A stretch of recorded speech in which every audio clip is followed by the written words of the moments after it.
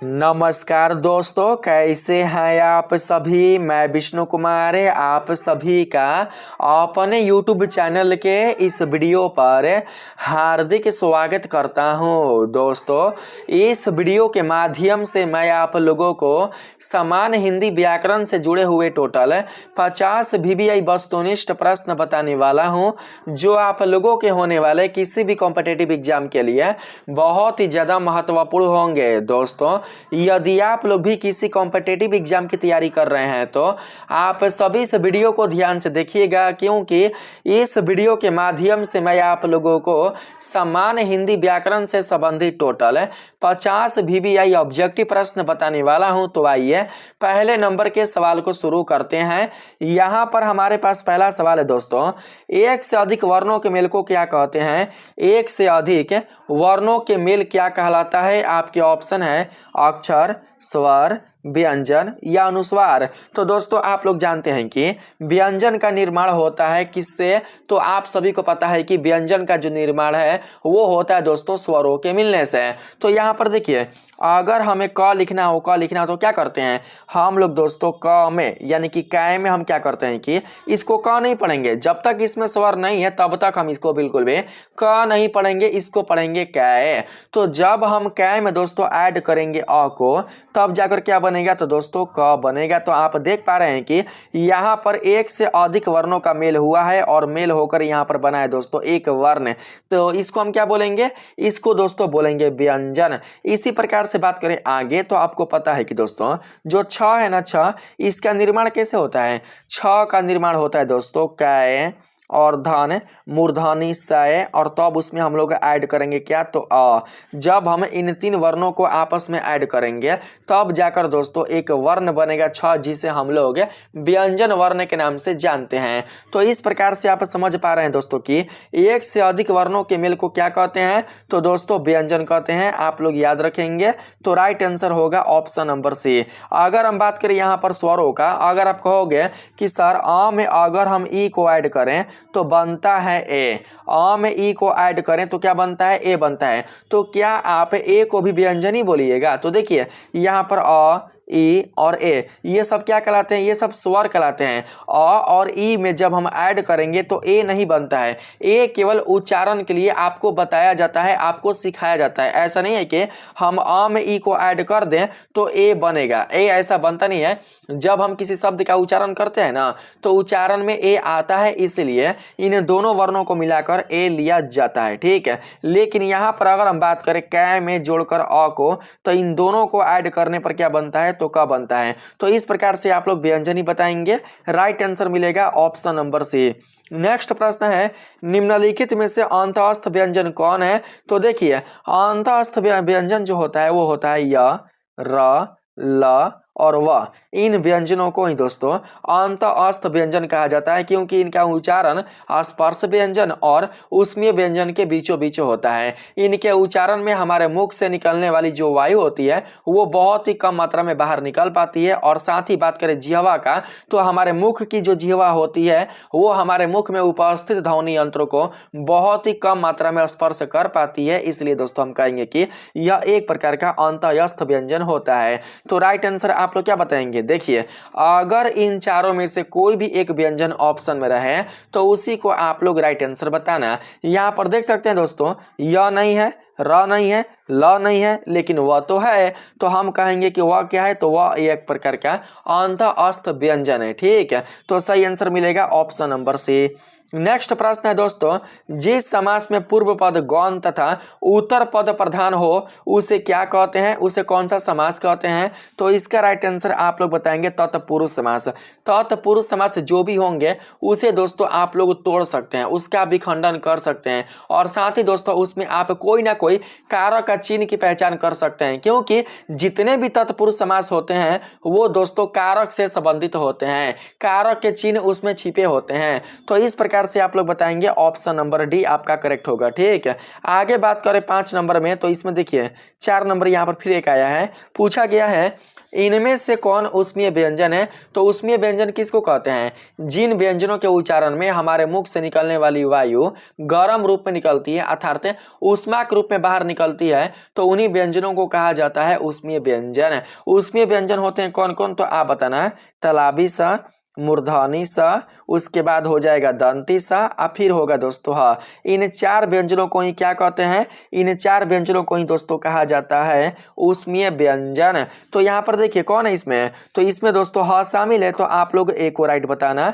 अगला प्रश्न है 5 नंबर में, जो शब्द 2 वाक्यांशों शब्दों और वाक्यों को जोड़ने का कार्य करते हैं उन्हें क्या कहते हैं? तो आप बताना समुच्चय बोधक यानी कि कंजक्शन। राइट आंसर मिलेगा ऑप्शन नंबर सी। अगला प्रश्न है दोस्तों, अंगुली का तद्भव क्या होगा? अंगुली का तद्भव क्या कहलाता है? तो आप लोग बताएंगे दोस्तों उंगली। उंगली कहलाता है अंगुली का तद्भव रूप है। तो 6 का राइट आंसर आप लोग क्या बताएंगे? तो ऑप्शन नंबर दोस्तों सी आपका बिल्कुल करेक्ट आंसर होगा।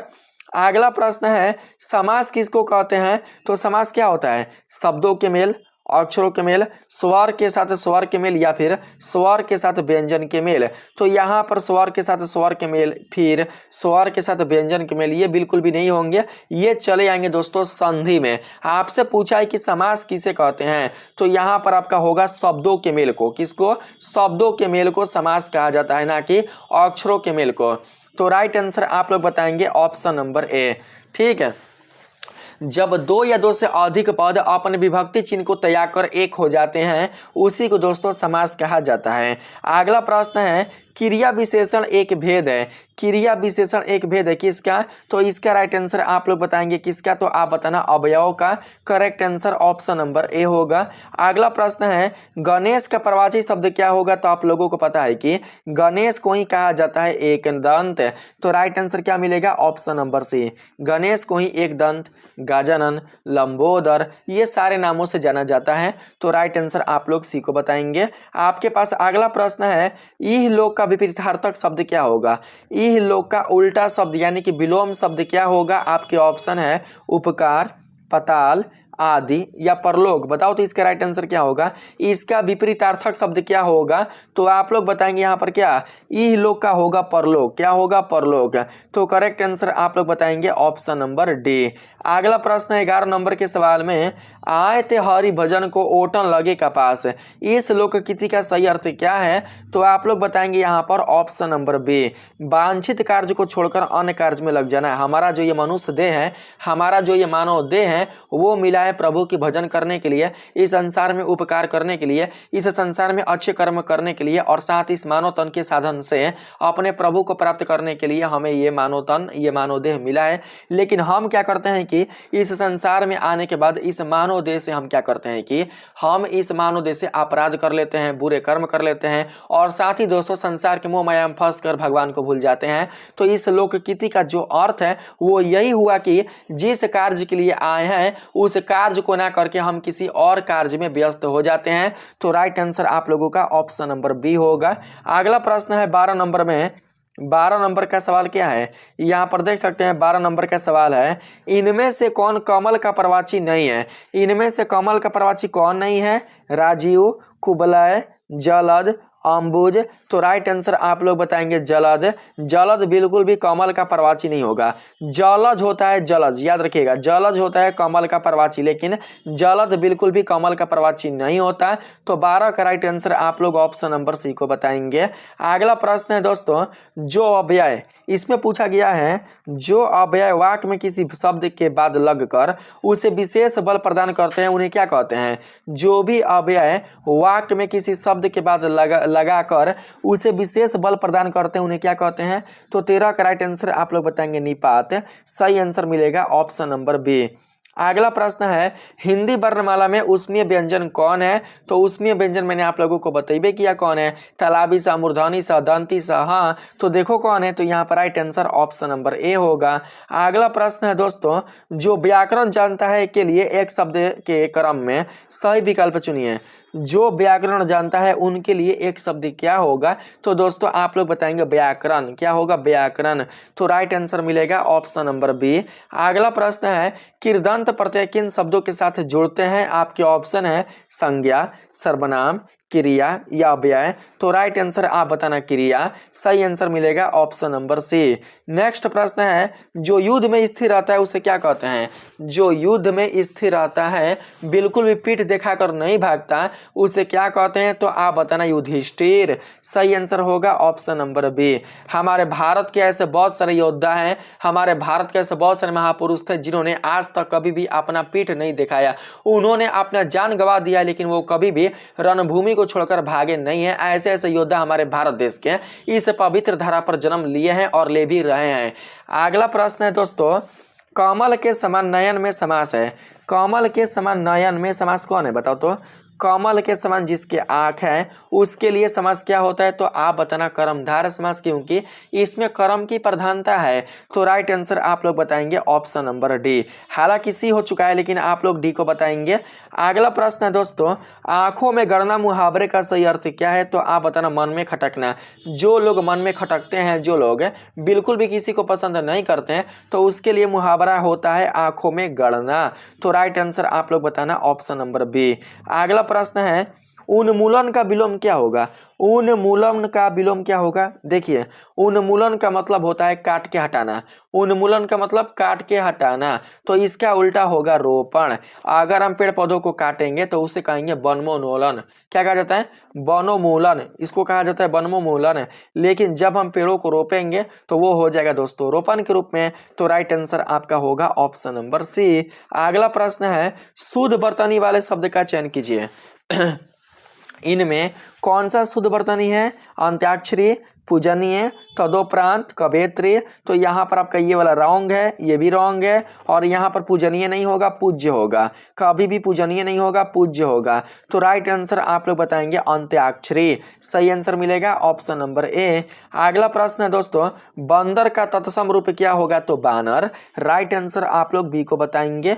अगला प्रश्न है बजाल का संधि विच्छेद क्या होगा? बजाल का संधि विच्छेद होता है वाक धन जाल। क्या होता है?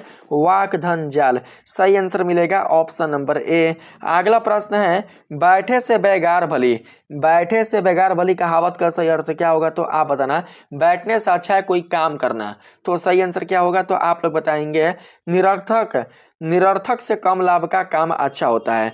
निरर्थक से कम लाभ का काम अच्छा, यानी कि खाली और बेकार बैठने से अच्छा है कि कोई काम करें जिससे कम ही लाभ हो लेकिन लाभ हो। तो करेक्ट आंसर आप लोग बताना ऑप्शन नंबर सी। नेक्स्ट प्रश्न है य र लव व्यंजनों को क्या कहते हैं? तो मैंने आप लोगों को बताया दोस्तों कि इन्हें कहा जाता है अंत अस्त व्यंजन। तो सही आंसर मिलेगा ऑप्शन नंबर बी। अगला प्रश्न है करपट का तद्भव रूप क्या होगा? तो इसका राइट आंसर क्या बताएंगे? करपट। करपट का तद्भव होता है कपड़ा। 26 के राइट आंसर बताएंगे ऑप्शन नंबर डी को। अगला प्रश्न है दोस्तों इनमें से सकर्मक क्रिया का वाक्य कौन है? इनमें से कौन सकर्मक क्रिया है? तो राइट आंसर क्या बताएंगे आप सभी? आप बताना दोस्तों बालिका निबंध लिख रही है, इसी में है। इसी में क्या है? तो कर्म आया हुआ है। सकर्मक कहने का मतलब ये हुआ कि जिस क्रिया में कर्म शामिल हो उसी को दोस्तों सकर्मक क्रिया कहा जाता है। ठीक है, तो राइट आंसर आप लोग बताना ऑप्शन नंबर बी, क्योंकि इसमें कर्म आया है निबंध। आप लोगों का सही आंसर मिलेगा बी।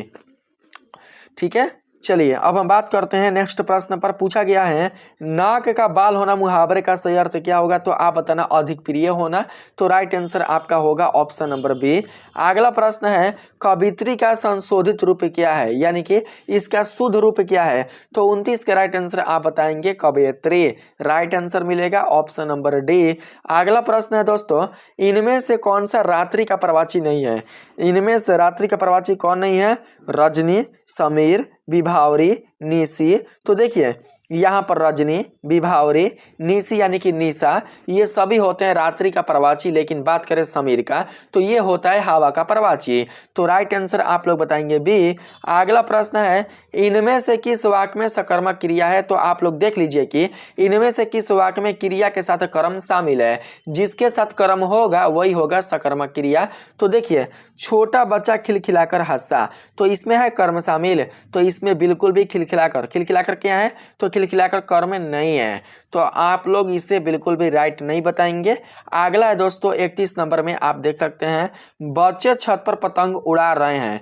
उड़ा रहे हैं, क्या उड़ा रहे हैं? तो पतंग उड़ा रहे हैं। क्या उड़ा रहे हैं? पतंग उड़ा रहे हैं। तो आप लोगों का यहाँ पर कर्म क्या होगा? तो ऑप्शन नंबर बी कर्म हो जाएगा पतंग। आप लोग क्या कैसे लगाकर कर्म की पहचान कर सकते हैं? ठीक है, छोटा बच्चा क्या हंसा?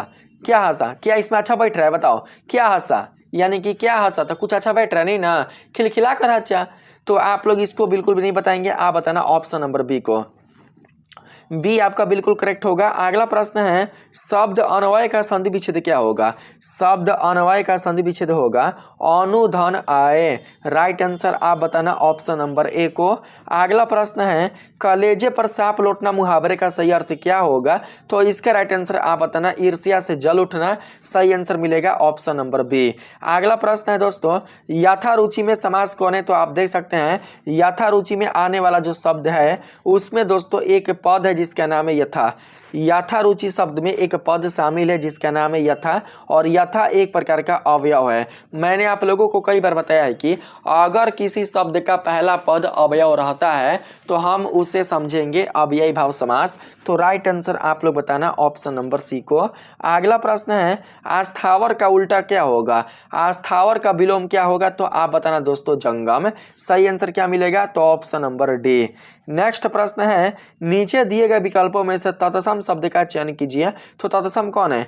पड़ोसी, गोधूम, बहु, शहीद। तो राइट आंसर क्या मिलेगा? तत्सम कौन है? तो आप लोग यहाँ पर क्या बताना? गोधूम। 36 का राइट आंसर क्या मिलेगा? तो ऑप्शन नंबर बी। बी को आप लोग याद रखेंगे। चलिए, तत्सम शब्द का चयन कीजिए। हाँ, तत्सम यही होगा, यही आप लोगों का तत्सम होगा।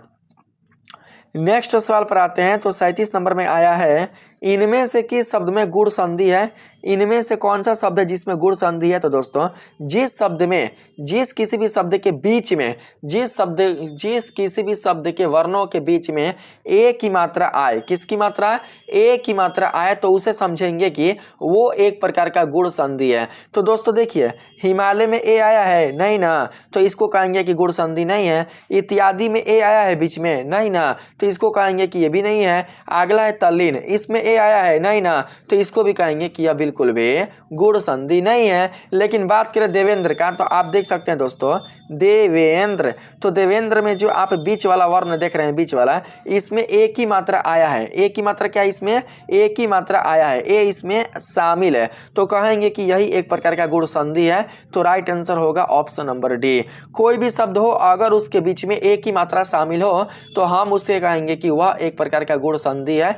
अगला प्रश्न है, उत्पत्ति के आधार पर शब्द के कितने भेद होते हैं? तो इसका राइट आंसर आप लोग क्या बता रहे हैं? आप सभी दोस्तों बताएंगे 4 गो। राइट आंसर मिलेगा ऑप्शन नंबर बी। अगला प्रश्न है, संस्कृत के ऐसे शब्द जिसे हम ज्यों का त्यों प्रयोग में लाते हैं उसे क्या कहते हैं? तो आप बताना तत्सम। 39 का राइट आंसर मिलेगा ऑप्शन नंबर ए। अगला प्रश्न है दोस्तों, निम्नलिखित में रूढ़ शब्द कौन है? इनमें से रूढ़ शब्द कौन है? तो रूढ़ शब्दों की पहचान आप ऐसे कर सकते हैं, अगर किसी शब्द का आप खंडन करोगे तो उनके खंडनों का कोई अर्थ नहीं निकलेगा। अगर किसी शब्द का आप खंडन करते हैं, उसका विच्छेद करते हैं, और विच्छेद हुए जो पद हैं, विच्छेद हुए जो पद है, जो वर्ण है, अगर उनका कोई अर्थ नहीं निकलता तो आप समझेंगे कि वो एक प्रकार का रूढ़ है। देखिए, वचनालय, इसे अगर हम लोग संधि विच्छेद करें तो ये टूटेगा किस में? तो वचन अधन आलय में। किस में? वचन अधन आलय में। तो हम कहेंगे कि यह क्या है? यह बिल्कुल भी रूढ़ शब्द नहीं है। समतल, समतल को तोड़िए तो एक हो जाएगा सम, एक हो जाएगा तल। सम का मतलब होता है बराबर, और तल का मतलब होता है सतह, यानी कि जो सतह सम हो यानी कि बराबर हो, जिस सतह का पृष्ठ समतल हो उसी को, जिस सतह वैसा सतह जिसका ऊपरी परत बराबर हो उसी को समतल कहते हैं। तो इसका भी अर्थ निकल गया, सम का भी अर्थ हो गया, तल का भी अर्थ हो गया, तो हम इसे रूढ़ नहीं पढ़ेंगे। आगे है विद्यालय, तो विद्यालय को तोड़िएगा आप लोग, विद्यालय को तोड़िएगा तो होगा विद्या, आधन क्या होगा? तो आलय होगा, विद्या धन आलय। विद्या का मतलब होता है ज्ञान, आलय का मतलब होता है घर, दोनों का अर्थ निकल गया, तो हम इसे रूढ़ नहीं समझेंगे। लेकिन बात करें पशु का, तो पशु को तोड़ेंगे तो प आधार में सु, प का कोई अर्थ नहीं होता है, सु का कोई अर्थ नहीं होता है। तो आप लोग बताएंगे कि पशु क्या है, तो पशु एक प्रकार का रूढ़ शब्द है। इसी प्रकार से आग, आग क्या है, तो आग को तोड़िए, आधन ग का कोई अर्थ नहीं होता है, आ का कोई अर्थ नहीं होता है, तो उसे पढ़ेंगे हम लोग रूढ़ शब्द। जिस शब्द के खंडनों का, वैसे शब्द जिनका खंडन करने पर उनके खंडनों का, उनके टुकड़ों का कोई अर्थ नहीं निकलता, तो उसे हम कहेंगे रूढ़ शब्द। ठीक, आगे प्रश्न है, शब्द रचना के आधार पर बताइए कि कौन सा शब्द योग रूढ़ है। योग रूढ़ का संबंध सीधे सीधे होता है बहुब्रीहि समास से। किससे? बहुब्रीहि समास से। जो बहुब्रीहि है वही योग रूढ़ है। ठीक है, तो देखिए यहाँ पर पवित्र बिल्कुल भी नहीं होगा, विनिमय बिल्कुल भी नहीं होगा, कुशल बिल्कुल भी नहीं होगा, जलज होगा। जलज क्या होगा, तो योग रूढ़ होगा। योग रूढ़ शब्द एक ऐसे शब्द है जिसका अर्थ किसी एक विशेष के लिए किया जाता है। योग रूढ़ शब्दों का जो अर्थ है वो किसी विशेष एक के लिए ही किया जाता है, सभी के लिए नहीं किया जाता। तो यहाँ पर जो आप जलज देख रहे हैं, जलज, इसका अर्थ होता है जल में रहने वाला। क्या करने वाला? जल में रहने वाला, या फिर जल में जन्म लेने वाला। जलज को तोड़ेंगे तो जल आधन ज होगा। ठीक है, यहाँ पर जल का मतलब होगा पानी, और ज का मतलब होता है जन्म लेने वाला। जो पानी में जन्म ले उसी को जलज कहा जाता है। तो दोस्तों आपको पता है कि पानी में तो पानी में बहुत से पुष्प, पानी में बहुत से फूल जन्म लेते हैं, लेकिन सभी को बिल्कुल भी जलज नहीं कहा जाता। इसका अर्थ केवल एक विशेष के लिए किया जाता है। किसके लिए? तो कमल के लिए। कमल को छोड़कर अन्य किसी के लिए भी इसका जो अर्थ है, इस शब्द का जो प्रयोग है, वो नहीं किया जाएगा। यह केवल किसी एक शब्द के अर्थ के लिए ही बोध होता है, प्रयोग में लाया जाता है। इसलिए आप इसको पढ़ेंगे क्या, तो योग रूढ़, और इसी को आप लोग बोल सकते हैं बहुब्रीहि समास। जो बहुब्रीहि है वही योग रूढ़ है, और जो योग रूढ़ है वही बहुब्रीहि है। तो राइट आंसर बताएंगे ऑप्शन नंबर डी को। अगला प्रश्न है, निम्न में रूढ़ शब्द कौन है? रूढ़ तो मैंने अभी बताया जिसका खंडन ना हो। मलयज का खंडन होगा, जलज का खंडन होगा, पंकज का भी खंडन होगा, लेकिन वैभव का नहीं हो सकता। वैभव का खंडन करोगे तो उनके टुकड़ों का कोई अर्थ नहीं निकलेगा। तो 42 के राइट आंसर बताएंगे आप सभी डी। अगला प्रश्न है दोस्तों, परीक्षा शब्द निम्नलिखित वर्गों में से किस वर्ग में आता है? तो आप लोग बताएंगे तत्सम। 43 का राइट आंसर क्या मिलेगा? तो आपका होगा ऑप्शन नंबर ए। अगला प्रश्न है, मजिस्ट्रेट शब्द कौन है? मजिस्ट्रेट एक प्रकार का अंग्रेजी शब्द है, और अंग्रेजी शब्द हमारे भारत का भाषा नहीं है। यह दोस्तों विदेशों की भाषा है, यह दूसरे देशों की भाषा है। दूसरे देश से हमारे देश में यह आया है, इसलिए आप लोग बताएंगे ऑप्शन नंबर डी, यानी कि विदेशज। अगला प्रश्न है, निम्नलिखित में कौन सा शब्द देशज है, अपने देश की भाषा है? तो इसका राइट आंसर बताएंगे लोटा। अग्नि प्रार्थना हो जाएंगे क्या? अग्नि प्रार्थना होगा तत्सम, खेत होगा तद्भव, लेकिन लोटा हो जाएगा देशज, आम बोलचाल की भाषा। तो इसका राइट आंसर बताएंगे ऑप्शन नंबर डी।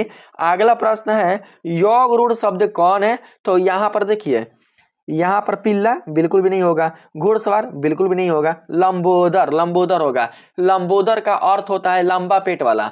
लंबोदर का अर्थ क्या होता है? लंबा पेट वाला। तो आप ही बताइए, इस संसार में लंबे पेट वाले व्यक्ति नहीं है। इस संसार में बहुत से ऐसे व्यक्ति हैं जिनका पेट लंबा है, जिनका पेट बड़ा है, लेकिन सभी को लंबोदर हम नहीं बोल सकते। लंबोदर शब्द का अर्थ केवल एक विशेष के लिए ही किया जाता है, किसी विशेष अर्थ में इसका प्रयोग किया जाता है, केवल एक के लिए ही, केवल एक और एक के लिए ही इसका प्रयोग किया जाता है। किसके लिए? तो आपको पता है भगवान गणेश के लिए। भगवान गणेश को छोड़कर किसी भी बड़े पेट या लंबे पेट वाले को हम लोग बिल्कुल भी लंबोदर नहीं बोल सकते। यही होता है योग रूढ़ शब्द की पहचान। तो इसका राइट आंसर बताएंगे ऑप्शन नंबर सी, और यह शब्द एक प्रकार का बहुब्रीहि भी है। मैंने बता चुका है कि जो बहुब्रीहि है वही योग रूढ़ है, और जो योग रूढ़ है वही दोस्तों बहुब्रीहि है। अगला प्रश्न है, इसमें पूछा गया है, निम्नलिखित में कौन यौगिक शब्द है? तो इसमें से यौगिक शब्द कौन है? यौगिक कहने का मतलब जो शब्द टूट जाए और उनके टुकड़ों का अर्थ निकले। यहाँ पर देखिए, लेखक, लेखक को तोड़ोगे तो इनके टुकड़ों का कोई अर्थ नहीं निकलेगा। पुस्तक को तोड़ोगे, इनके टुकड़ों का कोई अर्थ नहीं निकलेगा। विद्यालय को तोड़िएगा, विद्यालय को तोड़िएगा तो मैंने बताया था आप लोगों को, विद्यालय को तोड़ने पर मिलता है विद्या, अधन आलय। विद्या का अर्थ होता है ज्ञान, आलय का अर्थ होता है घर, दोनों का अर्थ निकल रहा है तो हम कहेंगे कि यौगिक कौन है? यौगिक, तो यौगिक है एक प्रकार का विद्यालय। तो आप लोग सी को राइट बताना। अगला प्रश्न है प्रयोग की दृष्टि से सूक्ष्म अंतर व्यक्त करने वाले शब्द क्या कहलाते हैं? तो इसके राइट आंसर आप बताएंगे समानार्थक। 48 का राइट आंसर होगा ऑप्शन नंबर बी। अगला प्रश्न है यौगिक शब्द कौन है? तो आप बताना पाठशाला, क्योंकि यही दोस्तों टूट सकता है और इनके टुकड़ों का अर्थ निकल सकता है। तो सही आंसर होगा ऑप्शन नंबर बी। बी आपका करेक्ट होगा। टूट ये भी सकता है, टूट ये भी सकता है, टूट ये भी सकता है, जलज भी टूट सकता है। देखिए टूट रहा है कि ना, जल अधन जा का मतलब होता है जन्म लेने वाला और जल का मतलब होता है पानी। पानी में जन्म लेने वाले को जलज कहा जाता है। लेकिन इसको हम लोग यौगिक नहीं पढ़ेंगे, इसको हम लोग यौग रूढ़ पढ़ेंगे। क्यों पढ़ेंगे? क्योंकि इसका अर्थ किसी एक विशेष के लिए ही किया जाता है, इसलिए यह हो जाएगा क्या? तो यह हो जाएगा यौग रूढ़ शब्द। यौगिक भी है और यौग रूढ़ भी है, ठीक है, लेकिन हम इसको वास्तविक रूप से क्या बोलेंगे? यौग रूढ़ शब्द ही बोलेंगे, ना कि यौगिक। अगला प्रश्न है दोस्तों यौगिक शब्द कौन है?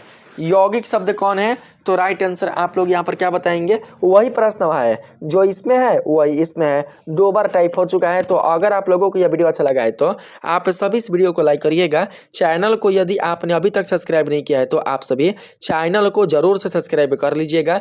मिलते हैं फिर से एक नए वीडियो में, तब तक के लिए आप सभी को दिल से धन्यवाद। राधे राधे।